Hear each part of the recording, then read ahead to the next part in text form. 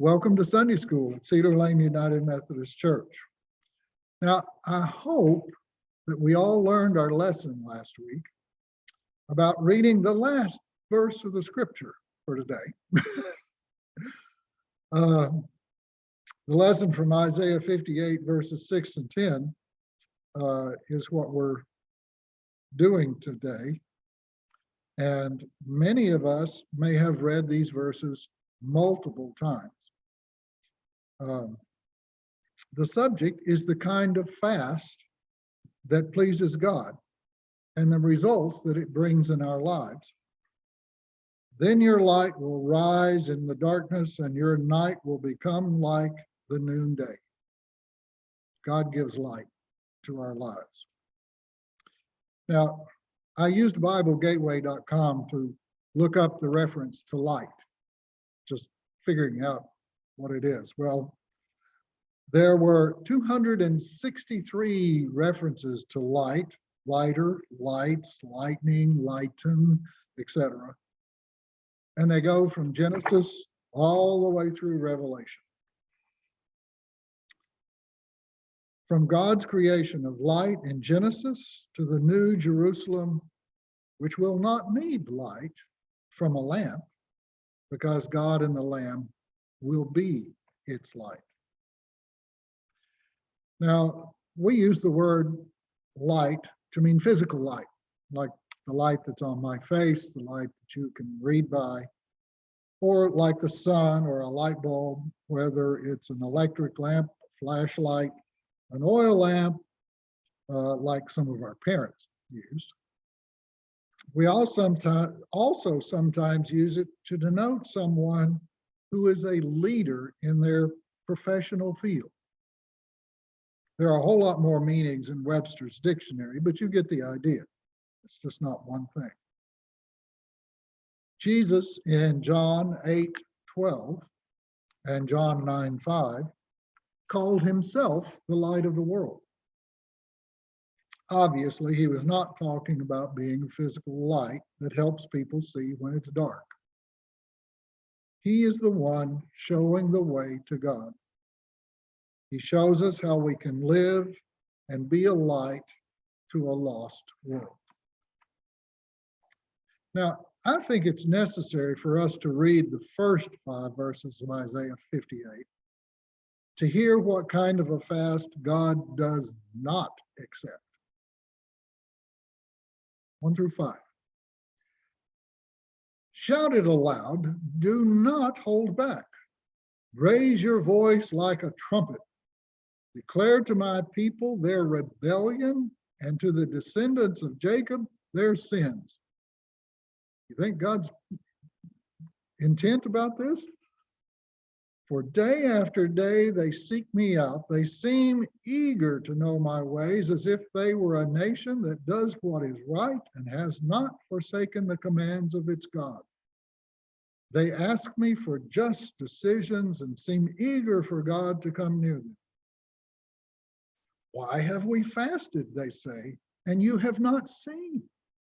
Why have we humbled ourselves and you have not noticed? Yet, on the day of your fasting, you do as you please and exploit all your workers. Your fasting ends with quarreling and strife, and in striking each other with wicked fists. You cannot fast as you do today and expect your voice to be heard on high. Is this the kind of fast I have chosen? Only a day for people to humble themselves? Is it only for bowing one's head like a reed and for lying in sackcloth and ashes? Is this what you call a fast, a day acceptable to the Lord? Wow. It appears everything they were doing was for show. They were following a script that has nothing to do with how they live their everyday lives. They acted all pious during the time of fasting, but they made their servants or hired help work all day. They ended the day with quarreling and physical fights. Where was their heart? As we have studied various Old Testament scriptures, we learned that one technique that the Hebrew writers used was parallel lines. In other words, they would say something in the first line, and then they would say it differently in the second line. But it was always for clarification. Isaiah 58:6 reads, "Is not this the kind of fasting I have chosen? To loose the chains of injustice and untie the cords of the yoke, to set the oppressed free and break every yoke." As our author says, this isn't a list of things to avoid doing. Instead, these actions have more to do with adding righteous actions and actively obeying the law than giving up negative or neutral actions. Some other translations can give us insight into these verses. In the first part, King James puts it this way: to loose the bands of wickedness, to undo heavy burdens. The Revised Standard Version puts it this way: to loose the bonds of wickedness and undo the thongs of the yoke. I like the Amplified. It gets some real clarity in all of this. Rather, is this not the fast which I choose? To undo the bonds of wickedness, to tear to pieces the ropes of the yoke, to let the oppressed go free and break apart every enslaving yoke.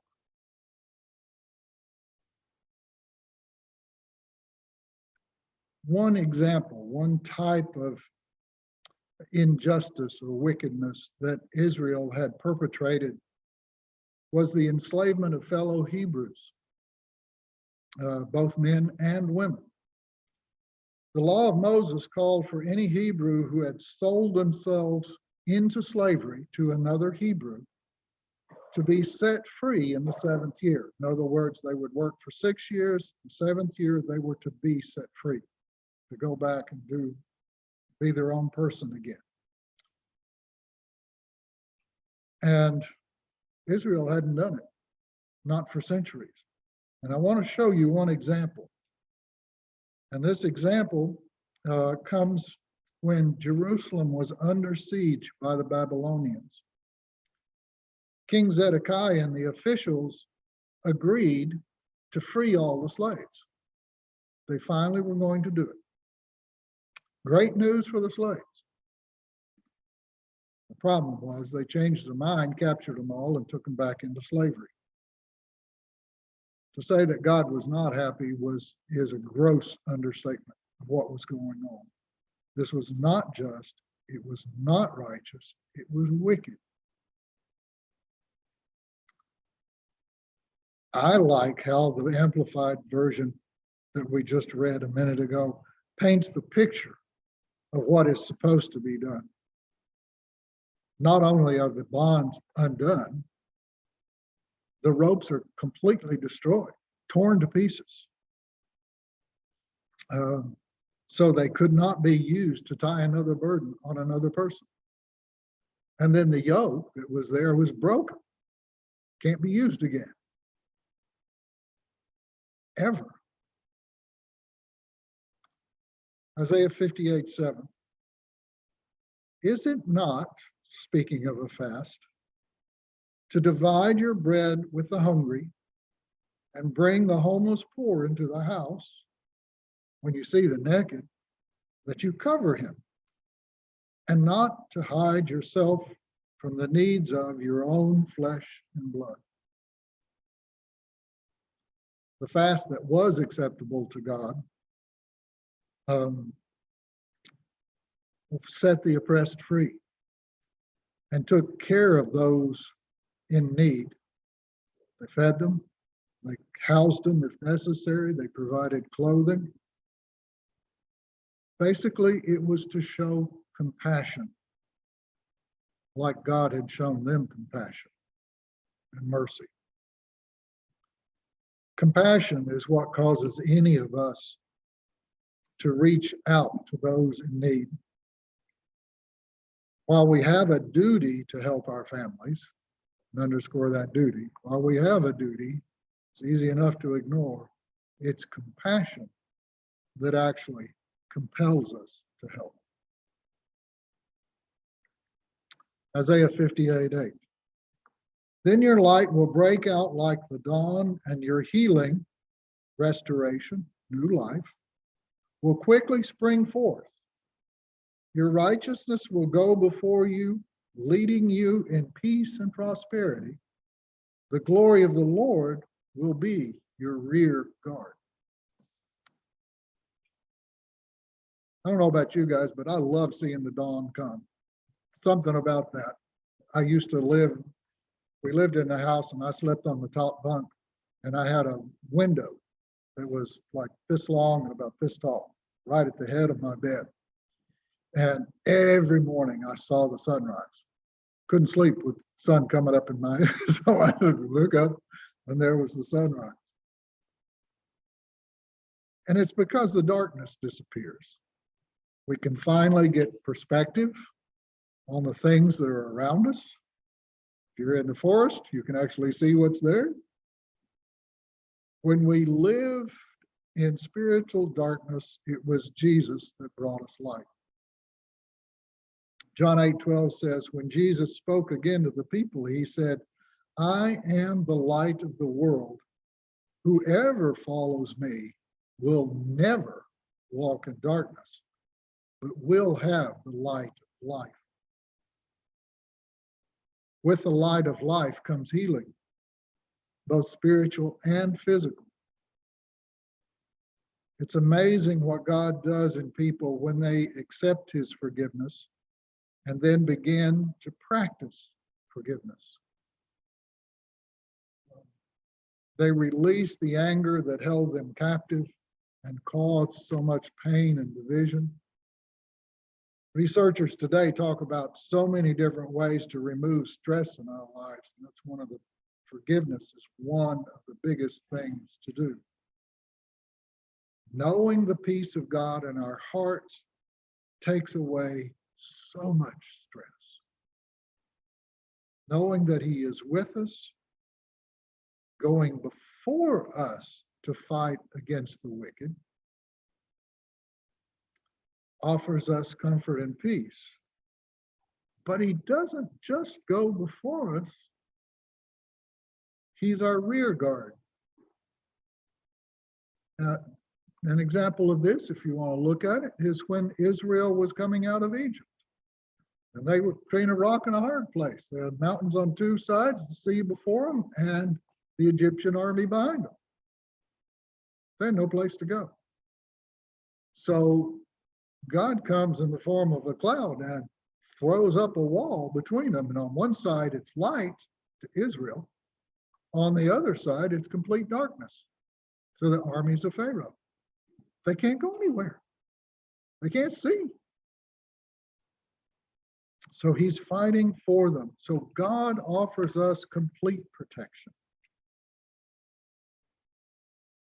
Please listen to verse 58:9.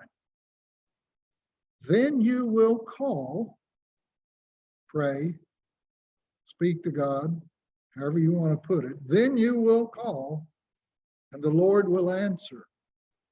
You will cry for help, and he will say, here I am. God will answer when we call. Following verse 9a, which is what I just read, is a series of conditional statements, i.e., if, then. Notice that they are negative and then positive in nature. Stop oppression, stop scornful and wicked speech. Offer yourself, lay down your life for the hungry and to the afflicted in their need. Then the Lord will answer when you call. Verse 9b, verse 10. If you take away from your midst the yoke of oppression, the finger pointed in scorn toward the oppressed or toward the godly, and every form of wicked, sinful, unjust speech, and if you offer yourself to assist the hungry and satisfy the need of the afflicted, then your light will rise in darkness and your gloom will become like midday. Then even in darkness, when tough times come, when bad things happen, even in that darkness, that light will shine within us. And that gloom can be just like the noonday. And there are times when even in the midst of trouble, if we focus on our Father, if we focus on beginning to give him praise, not because we feel like it, trust me, we don't feel like it sometimes, then there's something that causes that joy that's in our spirits because of God's presence in us. That joy and that peace begins to come back up. Psalm 112:4 says, even in darkness, light dawns for the upright, for those who are gracious and compassionate and righteous. Sounds like a lot of rules. So what can you and I make of this and apply it to our lives? We can try all sorts of things to please God and try to get him to answer our prayers.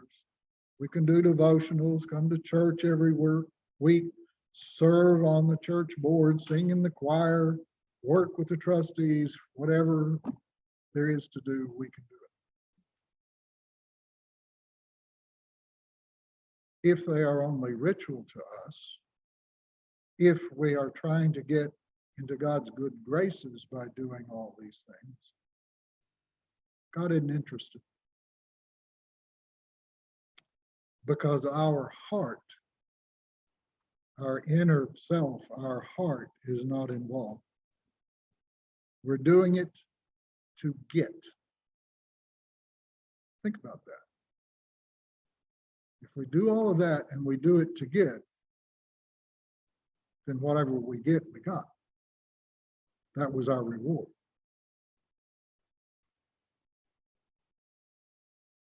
So how do we please him? Recently, I was reminded of Micah 6:8, which it tells us about as plainly as you can understand what God wants from us. He has told you, O man, what is good. And what does the Lord require of you except to be just and to love and to diligently practice kindness or compassion, and to walk humbly with your God, setting aside any overblown sense of importance or self-righteousness. Obviously, I've been reading from the Amplified to get all of that. All that we have, down to the very love in our hearts, is a gift from our Creator. We have no reason to be puffed up. No reason to think we're important because all we have is a gift. So let's walk in that light and give that light to everyone who is around us. God bless you. Thank you for being with us today. We hope you have a wonder-filled week and let the light of God that God has given you shine to those around you.